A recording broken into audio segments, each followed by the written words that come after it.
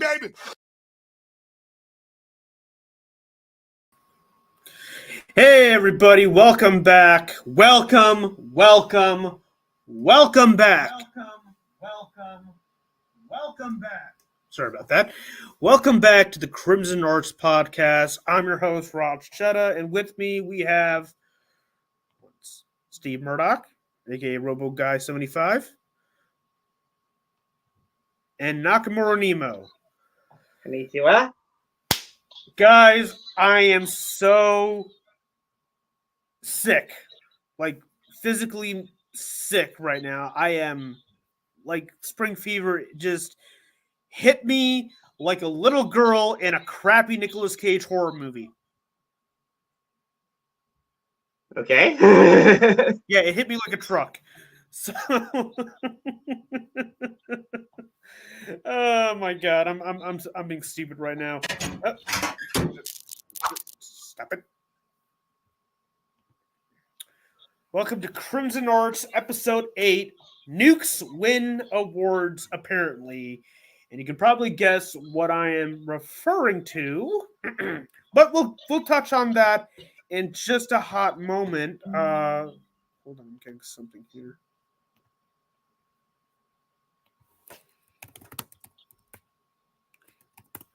Yeah. And if you're wondering what the hell is going on with Steve, he's AFK at the moment, which is totally fine. In the meantime, I'm just going to take him off the stage until he's officially ready to go, okay? So just one moment. So it's just going to be you and me for a bit until he says otherwise. So Alrighty. Right now, this is going to be our. I'm going to give you a little bit of a quick tour. Just because I've been offline, that doesn't mean I haven't been busy trying to rebrand, restructure Crimson Arts for the better part of the past week. So I'm going to give you a little bit of a quick tour as to what it's going to look like. So as you can see behind me, we got ourselves a little bit of studio setup. That area right here still needs to be worked on. I need to get more of these insulated foam mats. This is to prevent sound from coming in. Yeah, it looks like a checkerboard. Yeah, it does.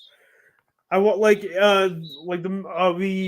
at first we got these black panels right here, but I found the red for like $40 on Amazon, and considering that's my color, I decided to, you know what, I'm gonna get the red. And look, a lot of streamers, a lot of professional Twitch streamers and studio artists use this particular color scheme anyway, so might as well.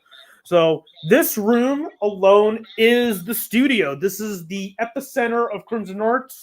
Everything from voice recording to video editing will all come down in this very room. So what you see for, like, say, my upcoming Arkham series, which is still happening, albeit it's going to be delayed now because of, well, and it's the main reason why I didn't get to host the podcast yesterday, is because this was not finished at all.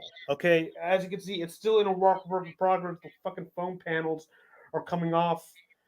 I need to find better adhesive. But you might be wondering, yo, what about the games? Where's the systems? How am I going to be streaming my video games? Well,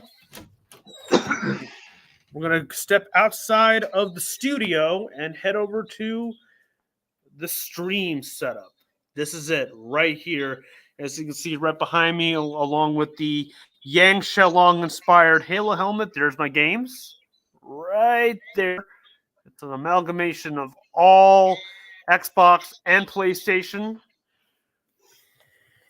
There's my personal PC setup right here, as you can see. And there's Sheila. And there's Karen. Get it? Get it? Because Sheila is the cooperative, lovable hunk right here.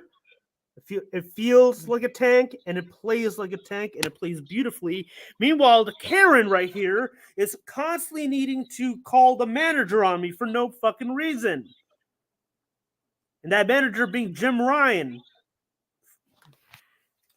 So that's what it's going to look like going forward. I also have my entire collection of Blu-rays right here. Right here, as you can see. I'm very proud of this collection. Obviously, I'm going to grow it a little bit more. I still need to collect a few more Blu-rays here and there until this entire shelf is complete. But that's it. That's the mini tour. I could go forward if you'd like. I can show you my home theater setup for when I actually have get-togethers or whatever. This is the bar, as you can see. Because I had to go on a scavenger hunt for this fucking game. Pardon my language. You're good. You're good. This is the podcast where you get to let loose. This is our home theater system. This is where we get to watch movies, like when we're having marathons or whatever. We might have the Red versus Blue marathon going forward.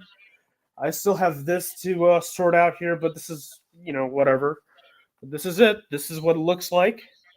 And now I better go back before I lose the connection. Yeah, I'm about to say you're kind of lagging. Yeah, this area of the house is pretty shit when it comes to internet connectivity. So this is why I moved all my stuff down by this area because, well, there you go. Can you hear me fine now? Yeah. All right, good. All right, that's the end of that.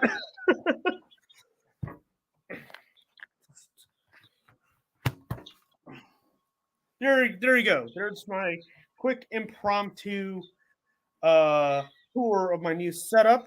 Basically, I wanted to do something a little bit more efficient as opposed to have everything done in my room. That's where I've been since November. I've been operating from my room, and it's not a healthy mindset. All that electronics in my room, not healthy at all. My room was I was kind of becoming a hoarder, So I had to put everything down here in this. I call it the crimson layer. So now that we got that out of the way, let's get on into some real shit, shall we? The Academy Awards got nuked indeed.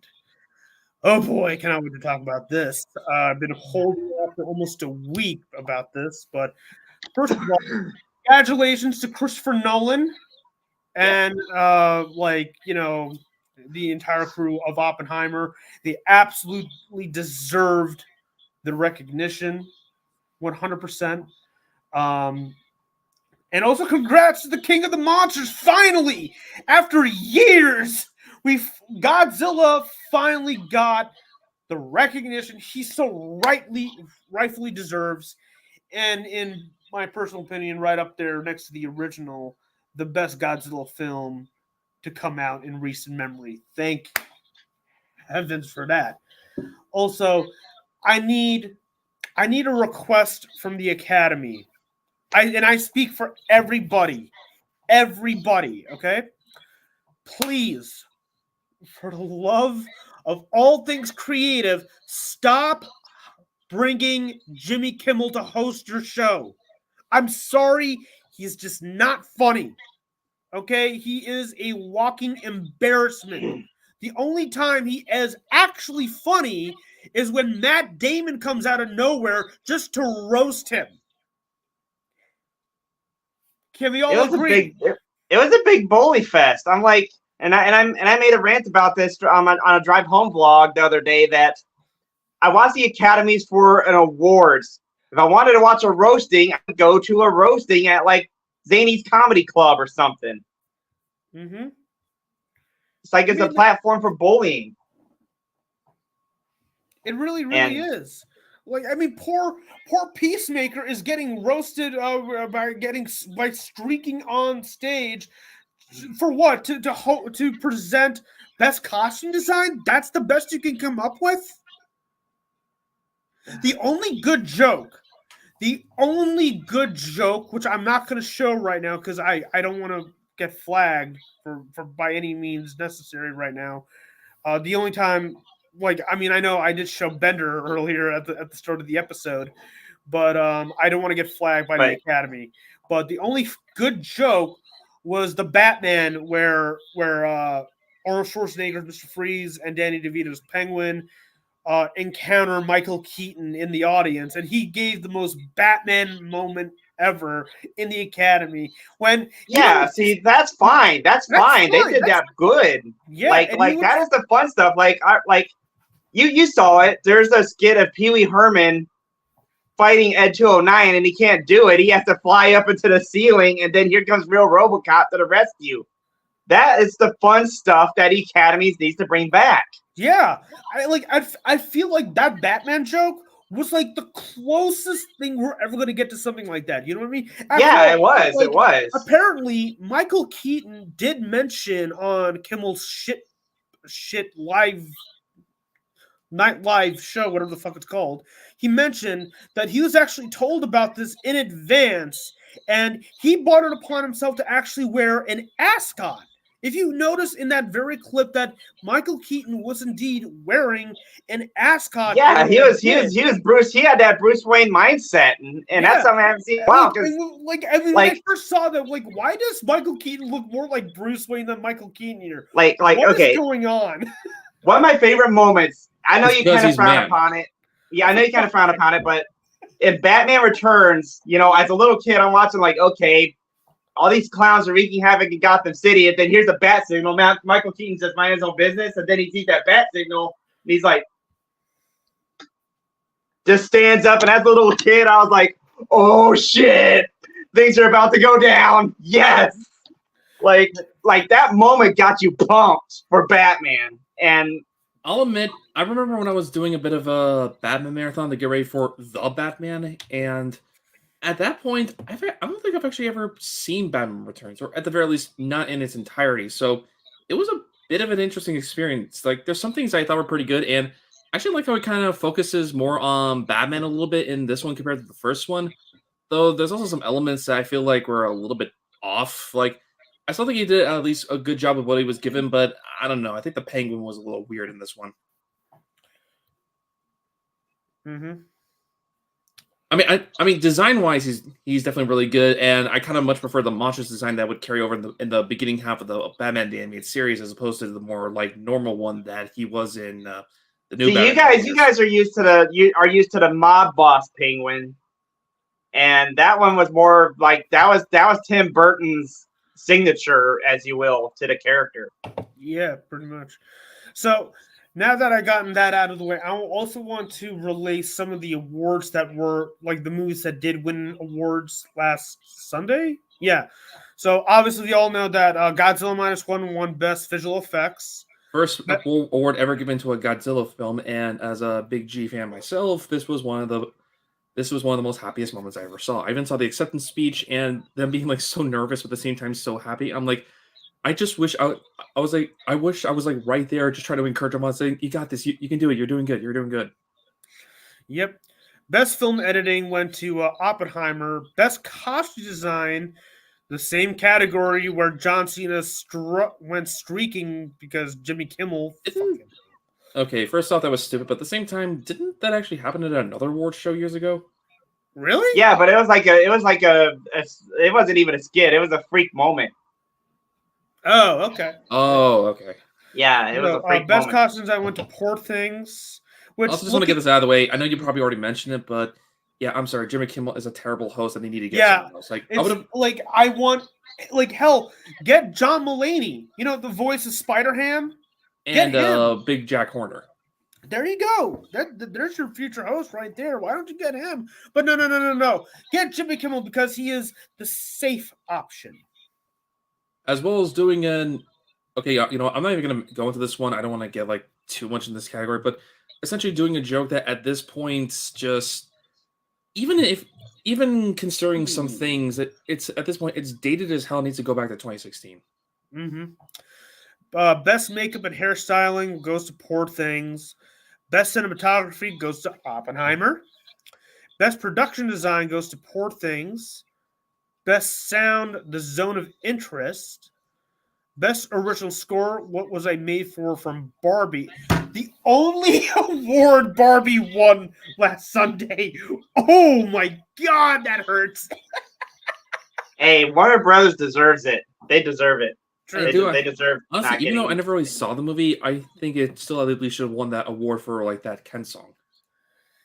Oh well. Actually, that was tributed. Like that was the actual song sung at the awards, and they said it was. I saw the clip. It was pretty good. Yeah, like Yeah, oh well. Best original score goes to Oppenheimer. Good. Even though I think Godzilla Minus One should have been nominated for that one too, because I love the music in that one.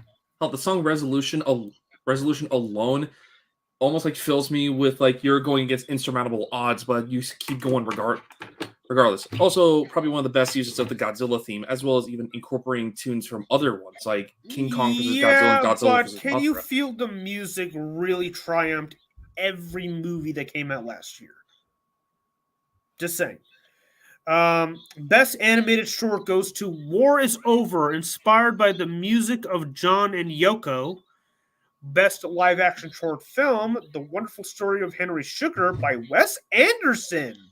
Ooh. I didn't know that he made that, but okay. Best documentary short film, The Last Repair Shop. Best documentary feature, 20 Days in Mariupol. I don't care about those two. The best international feature film was The Zone of Interest. Best animated feature went to The Boy and the Heron. I'll admit, yeah. Miyazaki is an interesting fellow because I actually really like a lot of his films, but they tend to be the older ones. Anything from Nausicaa and the Valley of the Wind up to at least Spirited Away, I love. But when it comes to some of the later ones, they're usually pretty like okay here and there. Though, because of The Boy and the Heron, it was an interesting one. I'm a huge Studio Ghibli fan, so I'm kind of happy about that. Yeah, honestly, like I knew this was gonna win. I mean, if this movie still a really good movie, just I don't know. In my opinion, I think I preferred some of the older ones. In my opinion, I mean, yeah, I still say Castle in the Sky is my all-time favorite. Yeah, that's my all-time favorite as well. Mine's Princess Mononoke. I love both, but like, here's the thing: too. I knew for a fact that this movie was going to win because of the fact that Studio Ghibli has that kind of reputation. You know, you just don't go against it, no matter how impressive your animation style is. Looking at you, Spider-Verse, you cannot go against Studio Ghibli. It's just nigh impossible. If this movie came out this year instead of 2023, then yeah, Spider-Verse and 2 or Across the Spider-Verse would have instantly won Best Animated Feature of 2023. But because The Boy and the Heron came out last year, it is what it is, you know? And I want Spider-Man fans to calm the hell down, okay? You had almost an entire decade worth of Spider-Man content. Calm your tits, okay? You cannot have every year being Spider-Man wins an award, Spider-Man wins that award. Calm the fuck down. You had Spider-Man content since all the way back as late as 2014. So shut up. Anyway, best adapted screenplay goes to American Fiction. Best original screenplay goes to Anatomy of a Fall. Best supporting actress goes to Divine Joy Randolph in The Holdovers. I do want to check that out. And yes, my boy, our boy, Tony Stark fucking finally gets an actual Academy Award, well deserved, for Lewis Strauss and Oppenheimer. And that's what made me mad with Jimmy Kimmel. He made fun of Robert Downey Jr.'s penis. I'm like, what? And he brought up his drug addiction from 20 years ago. Yeah, and his drug addiction. Like, and I'm like, you guys are making me mad. You guys are really making me mad. I was like, why you got to hit on my boy like that? Even Tony is like, dude, stop it. Just stop, okay? I mean, remember, like, did Jimmy Kimmel not remember the fucking interview Robert Downey Jr. walked out on because the idiot brought up his drug history? Like, seriously? Move on. Learn. Like, Jimmy Kimmel needs to learn forgiveness and needs to learn to move on. Yeah. But considering he's still to this day, even though at first, like from the first few years, it started off pretty funny. Now it's just fucking tiresome. The whole Jimmy Kimmel, Matt Damon rivalry that is still going on to this day. Guys, shut the fuck up with that. And I'm thankful for Matt Damon for like standing his ground because like he's a true professional. Jimmy Kimmel is not a professional. I don't know why the fuck he keeps getting hired to host this fucking award show. He needs to Yeah. stop. Yeah, Matt Damon said happy to be a host for a change. Yes. Anyway, Best Actress goes to Emma Stone, her second Academy Award. I have not seen Poor Things. I heard it's really, really good, but the story has me raising my eyebrows a little bit. I don't know how I feel about it. Yeah, the more I read the plot and the other things, the more I realize, this is just really, really questionable.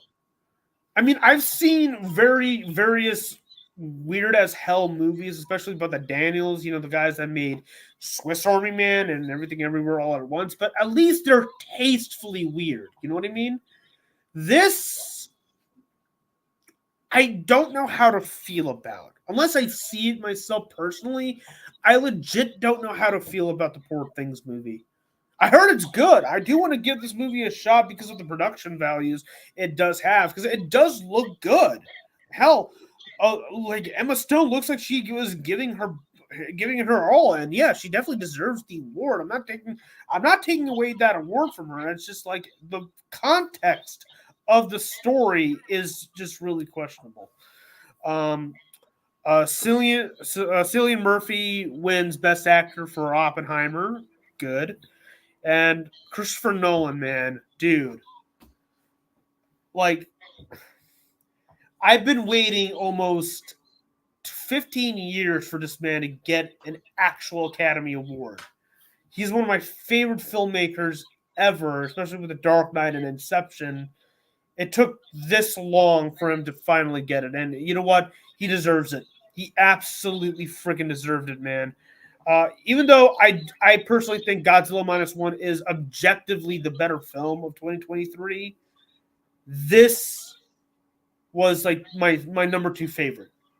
That's just me, I thought that this was definitely his magnum opus in terms of filmmaker, and I hopefully now that he's done making his best picture ever, he can go back to making some fun action movies like he did with Inception. You know what I mean?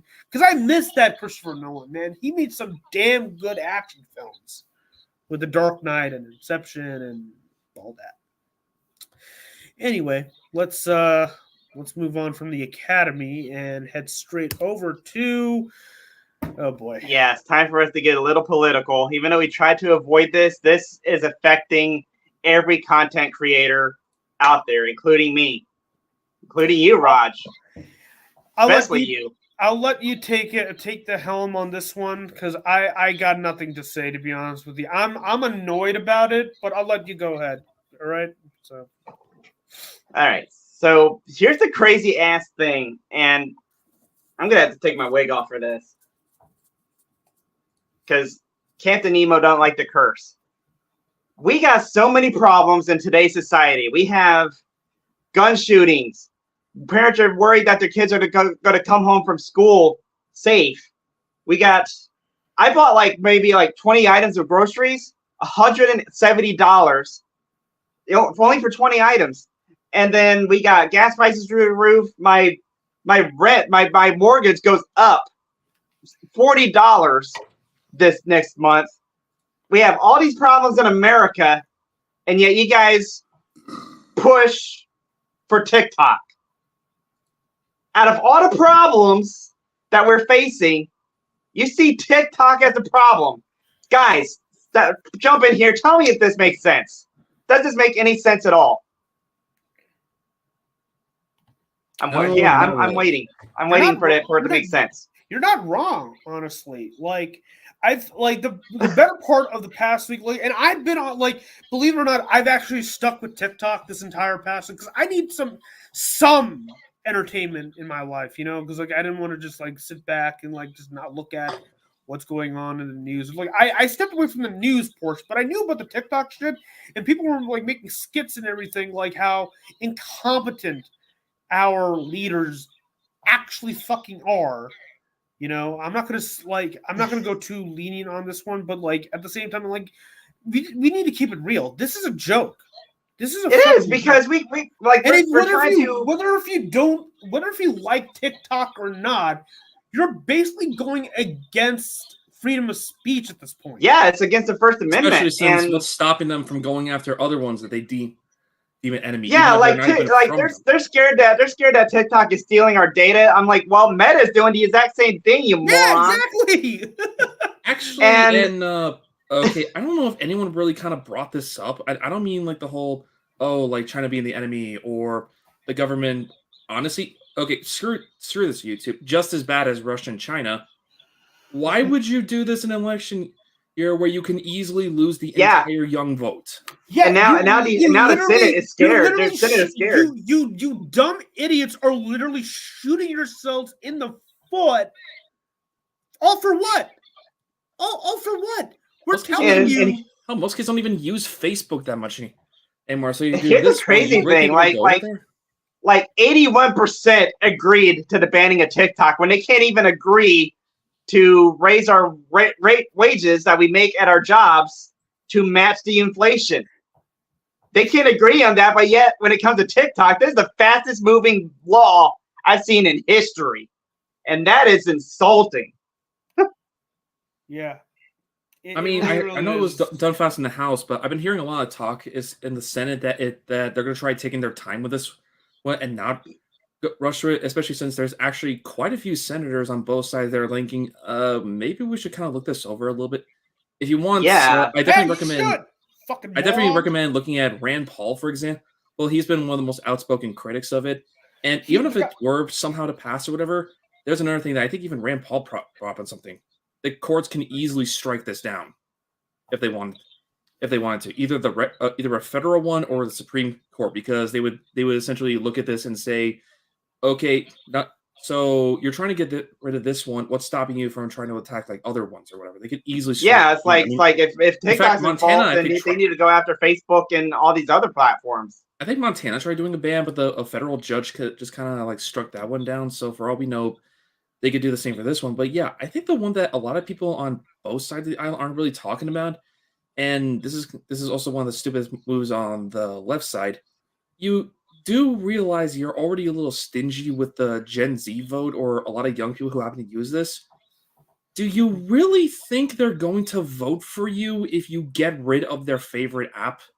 Mm-hmm. I mean, if this was done like last year, it would have been one thing. You would have had like time to have them adjusted, but we're only like a few months away. And if you do this like right now or even during the summer, the entire young vote will revolt against you.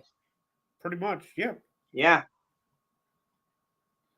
But if they're not careful, it'll spark a revolution. They're egotistical asses that just want to have their time to shine. Fucking morons. I mean, I think even like Vivek of all people was actually saying like, okay, yeah, Vivek Ramaswamy was heavily using TikTok to promote his platform. Actually, didn't Biden also have TikTok as well, and even invited him during a State of the Union? So that's Biden, dude. Leave the skinwalker out of this, okay? Let's move on. I know. I'm just trying to say like another one, but yeah, basically. All right, this is all you, Raj. Okay, first off, let's take a look at this. Yeah, sorry, I got a little iffy right there, but yeah, not only is it a bad thing on everyone that could probably affect everyone, but at the same time, I feel like I'm the only one here thinking, if you want to do this, you should have done it like last year, which at the very least would have given you time to make everyone forget and then adjust to it. But if you're only doing it months before that one, they're going to be more angry at the people in charge who got rid of it in the first place. And considering you're the one who said you will definitely sign it, well, you're just asking Gen Z to basically just say fuck you and vote against you. Yep, pretty just much. Saying. So now we got here we go. New York City. Nothing in the whole world I wouldn't do for this big, beautiful apple. One moment, you're scarfing down a slice from Vinny's. The next, you're stopping a supervillain prison break. Sometimes you can swing it as a lone wolf, but you're way better off with some friends. I got a move that tells you what to do. Sometimes I feel so nice. I want to try myself a few. I got soul. I'm super bad. I've seen the Sinister Six before. Never so methodical, so savage. I don't think I'm gonna be enough this time, guys. But together, it just might be. You in?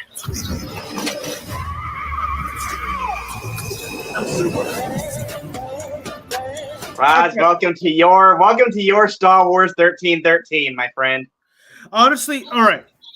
Oh, Hear me out great. when Now say I this. actually want to play that fucking thing. Hear me out when I say this. I'm actually glad this got canceled. Hear me out. I know this is surprising for you to hear, but hear me out. From the looks of it, concept-wise, on paper, it sounded like a fantastic idea to play as your own spider. In this case, you could play as either Miles, Peter, Gwen. I would have loved to play as Gwen Stacy.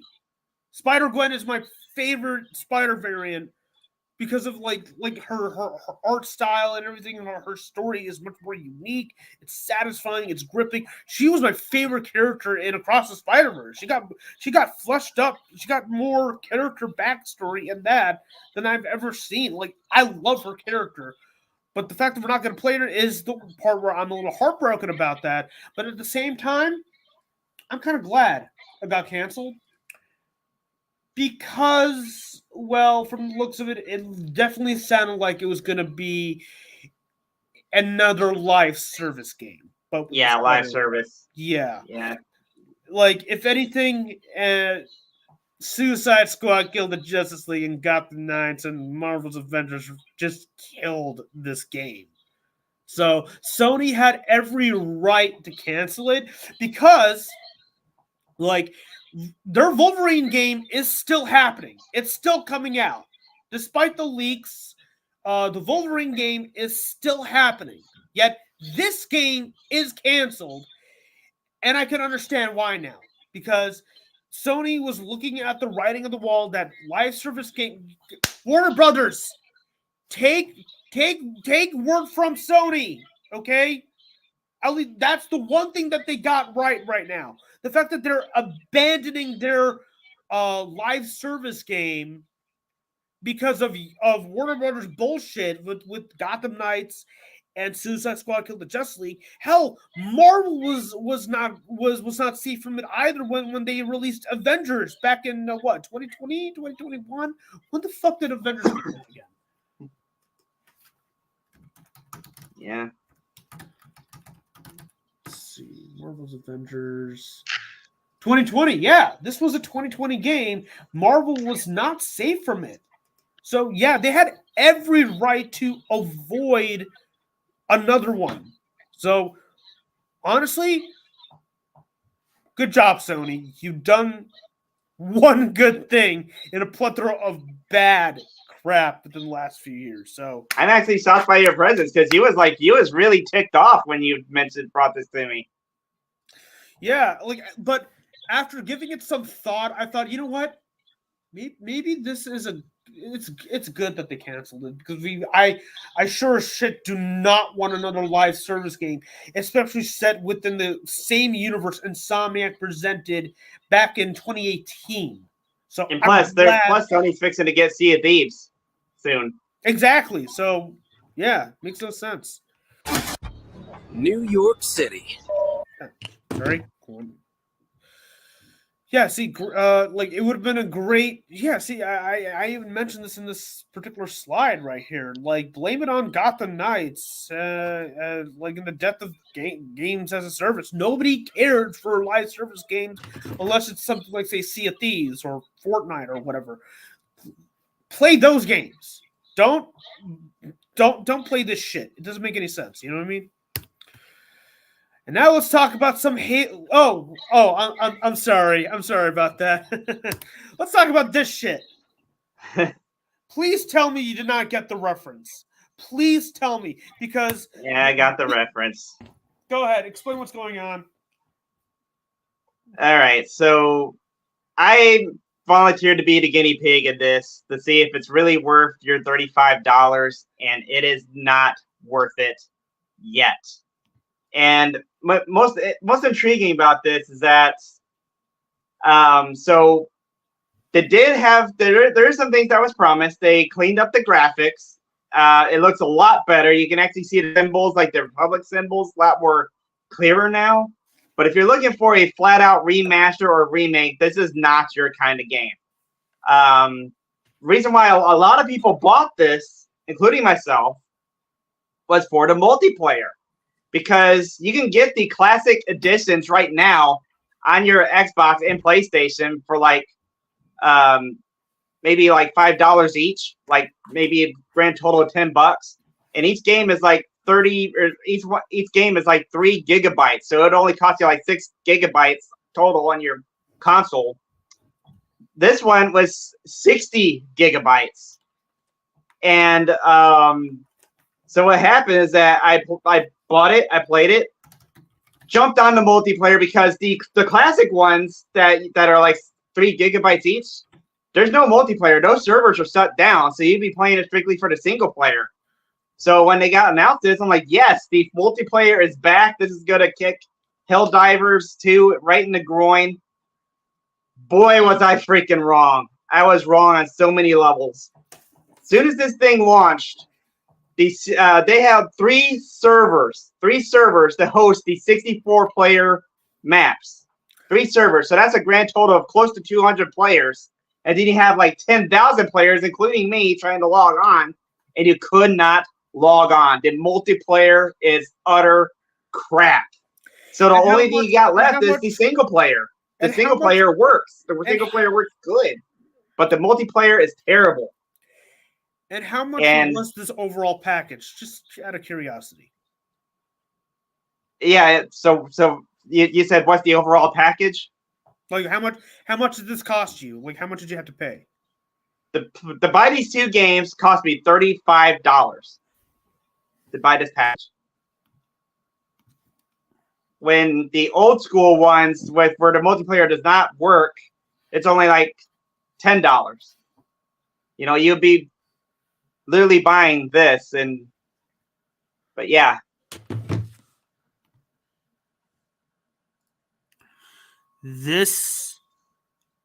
Where the fuck was Aspire 10 years ago? You know what I'm holding here in my hands, right? Yep, I got it too. It's literally the same shit, but with Star Wars.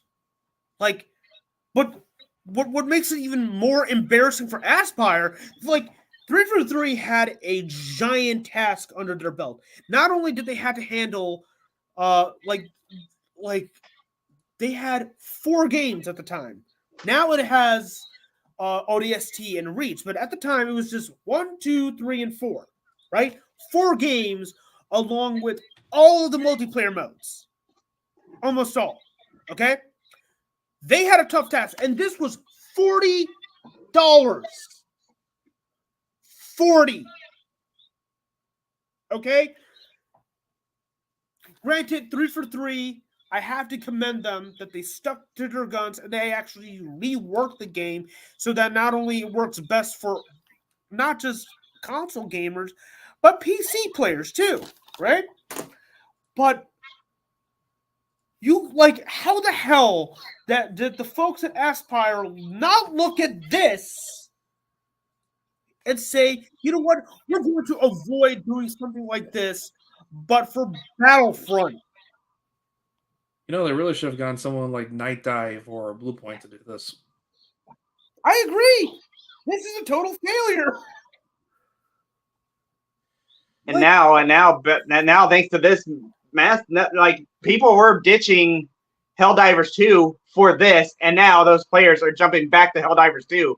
Helldivers 2 is back on top now thanks to this failure. And again, good. I think the Terminators are kind of advancing towards Super Earth a little bit, so we need to take care of them. Also, hi Roshio, how you doing? Hi, Roshio. Hey, Roshio, how are you? Hi. Oh my god! Like this is so embarrassing. I swear. And here's what puzzles me. Like, I'm not mad. I'm just puzzled. Like, literally, I'm Bond right here because this game's completed. This game's completed. The groundwork's already made. Why did you mess it up? Yeah, I'm looking at the angry rant that Angry Joe just posted an hour prior to starting the stream, and he said this. A comment I saw on Twitter said it best. How did they take a complete game and make it unfinished? Yeah, it's it's a complete package. All you had to do was port it over to the new stuff, to the new consoles. And what's crazy is, like I said, this happened to this game. Hold on a moment. This happened exactly to this fucking game right here, almost 10 years ago. But the thing is, Battlefront, the Classic Collection, had 2 games to work with, right? 2 games, along with its multiplayer modes, right? This had 4 games, along with the not just the multiplayer, but also co-op, firefight, horde mode. Like it included everything. And if I'm not mistaken, for the first time ever, like included access to Halo 5 Guardians multiplayer beta. I had this. This is it. I've owned this for 10 years. Okay, I've stuck with this for 10 years because I believe, and I still believe in 343. I still think it actually turned out a pretty damn good product. But Microsoft, but this is what really puzzles me as well for Star Wars Battlefront. You have a completed game, and according to you said this is what 60 gigs? Yeah, it's a 60 gigabyte game to download 2 of these, and I noticed the only changes they made was like, okay, so they took out half of the cutscenes from Battlefront 2. They only showed like the beginning cutscenes of each level. They never showed like the victory aftermath of each level you did. The classic Battlefront showed those. It's Tamara Morrison's best work, and he's one of my favorite actors. Again, he got shadow bombed just like he did in the Book of Boba Fett. Why are you keep ripping on one of my favorite actors, man? It's like, come on, this is one of his best works. And you cut his content in half. And then all of a sudden you got, and then they changed the sound. They changed the sound of the loading screens in the first Battlefront.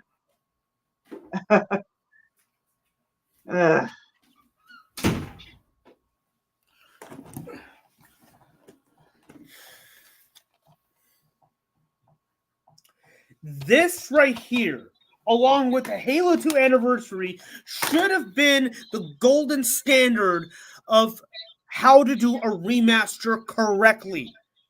You have the new version of the graphics for Commodore. I'm not too fond of the new graphics, honestly, but I know there are fans that are a fan of the newer graphics for Commodore Vault Anniversary. Okay, but they give you the option to go back in time to see what those graphics like back then.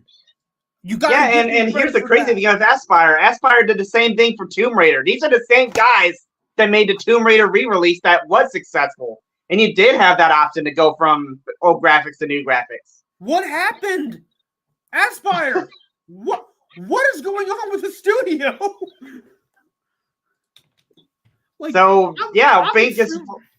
I'm extremely puzzled right now. Yeah, because considering the success of Tomb Raider, I was even more pumped for this game. Like, heck yeah. But no, they screwed up the multiplayer. They only gave us 3 servers. And then they took out half the content and they replaced the sound effects of Battlefront 1. What the fuck? Okay. Well, that's surprising. Because Aspire's parent company is Saber Interactive. Wow, I haven't heard from them in a while. Yeah.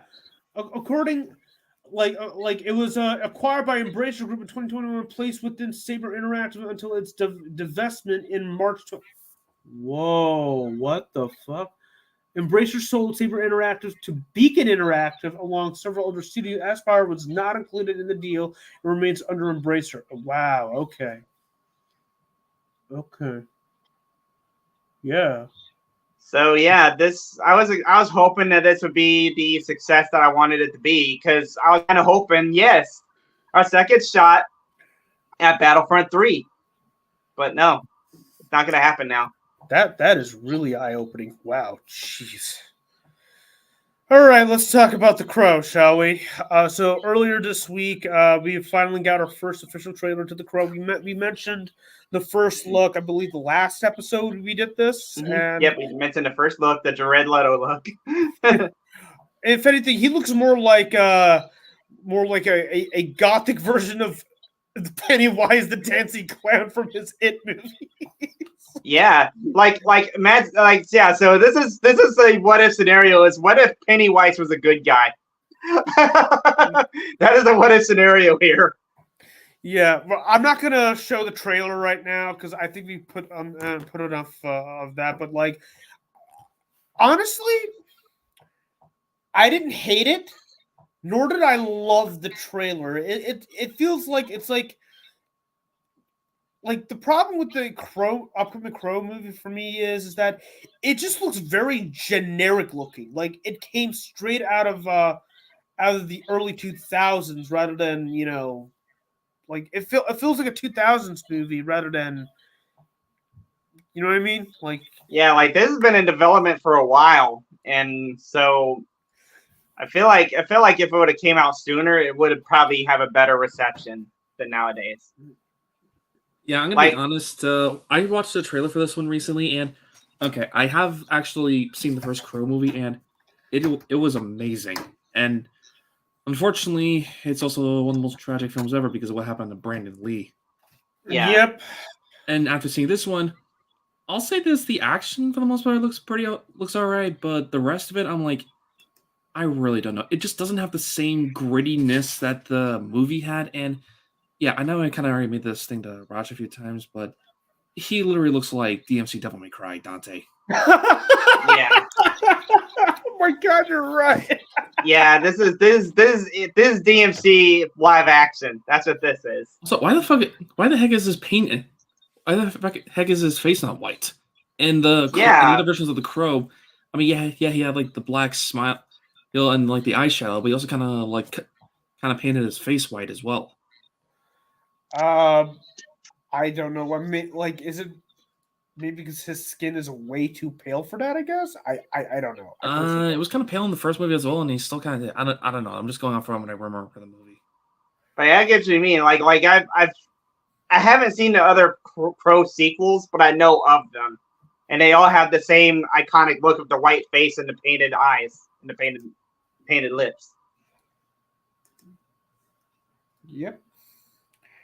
Honestly, it doesn't like I said, it doesn't look too bad. Personally, I've seen far worse looking movies here and there, especially in 2023. I'm willing to give this a shot. I think it'll break even. I don't think it'll be the best movie out there, but I don't think it won't be the worst either. I think it'll break even at the box office. That's my prediction. My only concern is oh shit! It is a $50 million budget. Okay. All right, then. Yeah, I think it'll break even. Wow. And this has been in development since 2008. What the fuck? Holy cow. Okay. Development hell. Let's see.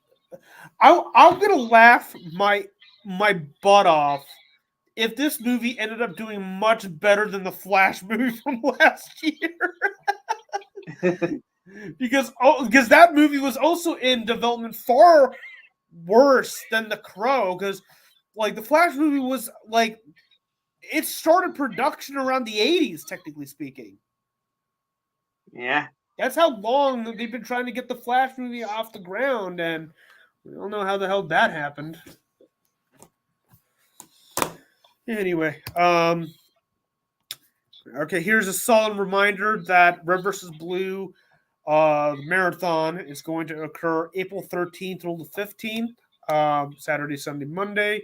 Please do tune in, jump in if you can.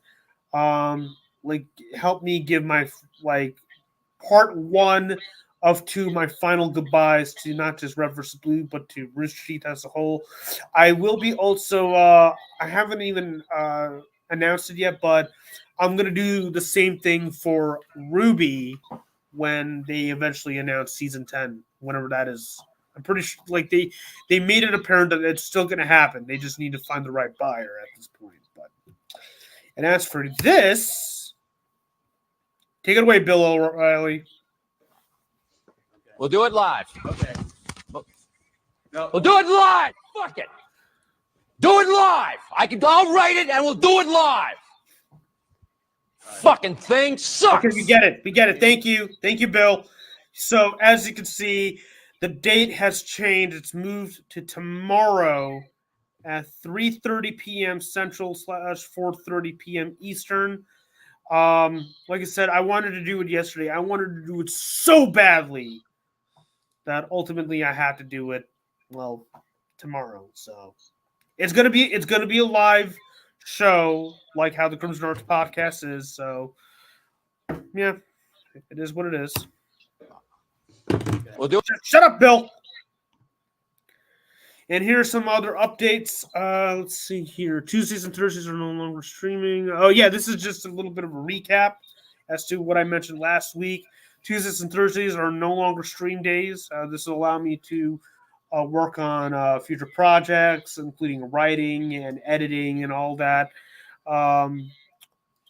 Mondays, Wednesdays, and Fridays will be double streams. 1 in the morning for 2 hours, 11 a.m. Central to 11 a.m. Eastern. 1 in the late evening for 1 hour. One only from 10:45 p.m. Central / 11 p.m. Eastern. Saturdays are roughly going to be the same. Cyberpunk will be replaced by the legendary co-op playthrough of the Halo franchise with me and Steve. And instead of starting off with Halo Reach, we're going to go by release order, actually. Just because, because ever since the Halo TV show started, it got me thinking, you know what? People need to know how Halo was like for all of us fellow gamers. So we're going to go via release order. What did we go through from all those years ago to now, you know? So, and the Arkham streams will be now on Sundays, with the exception of today. We're not going to be streaming. Arkham City will be starting in a couple of weeks from now because I need to get episode 1 of the Arkhamverse started as soon as possible. So I'll be focused on that for sure. And that's it. That's it for now. I did say that this is going to be a pretty. No, I didn't say it. This was a pretty short episode of the podcast. And again, like I said, I just had to get things. Got an announcement. Good news. Go ahead. So, first things first, Sonic 3 finally wrapped production. Yes. So Good. I'm super excited about that. And also, the Street Sharks are coming back as a toy line, and I cannot wait for that. I'm a huge fan of anthropomorphics. I got Really? Hold on, I Street gotta get Sharks? I thought that was yeah, more of a Street Sharks 90s are coming thing. back. Well, according to him, it's Yes. coming back. Like I said, I'm a huge fan of anthropomorphics. That's why I have this cup right here. That's the replica of the ooze that transformed to turtles. So Street Sharks is the next best thing, and I only got like 3 of the original 1993 figures. I want to complete this toy line. So any toy hunters that have watching this, that's your cue. Keep a lookout for Amazon and Walmart. They are re-releasing the Street Shark toys, and I cannot wait for that. Cool. Yeah. As for me, as you know, this past week I was heavily offline and was getting all this together. So I do want to say a couple of things regarding that, and it is one of the key reasons why I call this Crimson Arts Gaming, and it's the reason why I had to step off line for a huge chunk of my life right here, and that is this. I was slowly turning into a machine. Like I've been working like nonstop since November because of the 5K, and I've been doing like almost every other day. I've been streaming left and right. I was like, and I was remember I was operating from my room upstairs. It was not a healthy mindset, and I was literally turning into a freaking robot. And I have to thank both Steve and Anthony, and weirdly enough, Cortana, to remind me that just remember which one of us is the machine. And I'm like, you know what? I created Crimson Arts to preserve the concept of humanity while creating whatever the hell you want. That's what I wanted to prove. I wanted to prove that there is humanity within the arts. That's why it's called Crimson Arts Studios for a reason, right? But I didn't even recognize the fact that I was losing my humanity in the process when I was doing all this. So I had to step away. I had to like readjust, reevaluate, rethink, come up with a much more well-defined schedule. And the fact that there's not going to be any streams on Tuesdays and Thursdays. This gives me more time to think, more time to plan, more time to come up with better solutions here and there. It retains my creativity, you know?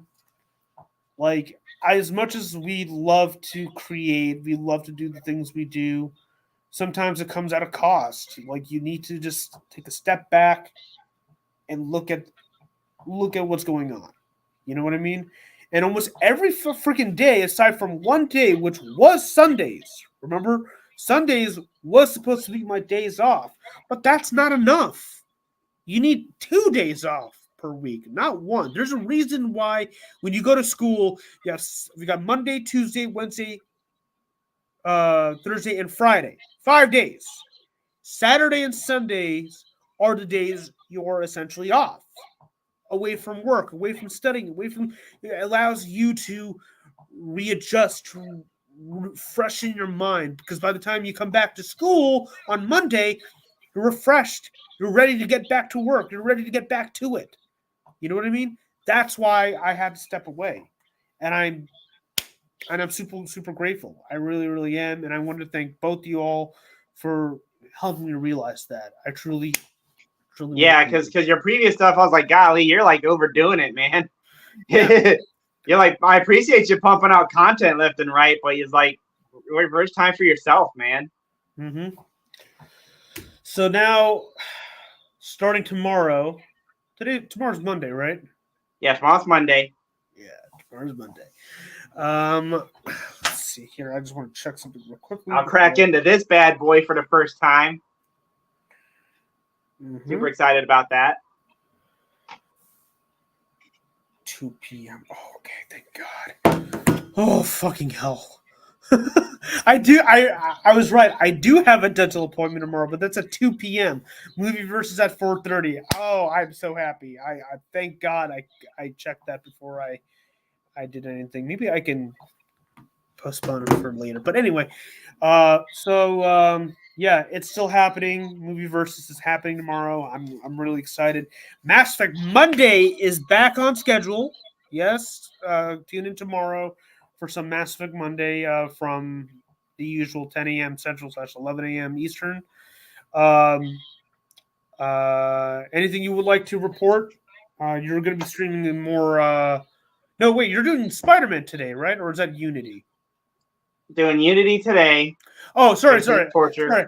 I have to crack into this. I have to correct myself. I'm sorry. Not AC Unity. No. AC Divided, because this game is heavily divided within itself from the content alone. It's just so. Anyway, yeah. That's it. That's it for today. Thank you all so much for watching. We'll be back this upcoming Saturday as per scheduled, for more Crimson Arts Studios, the Crimson Arts podcast. I'll see you all tomorrow for the return of Mass Effect Monday and a brand new schedule. Cannot wait. I'm super pumped. Thank you all so much for watching. If you've seen this on YouTube, please hit like and subscribe. What did you think about the awards last weekend, as well as the Crow and all that? Give us your thoughts in the comments below. And I hope to see you in the next video. Take care, everybody. Bye. Yeah.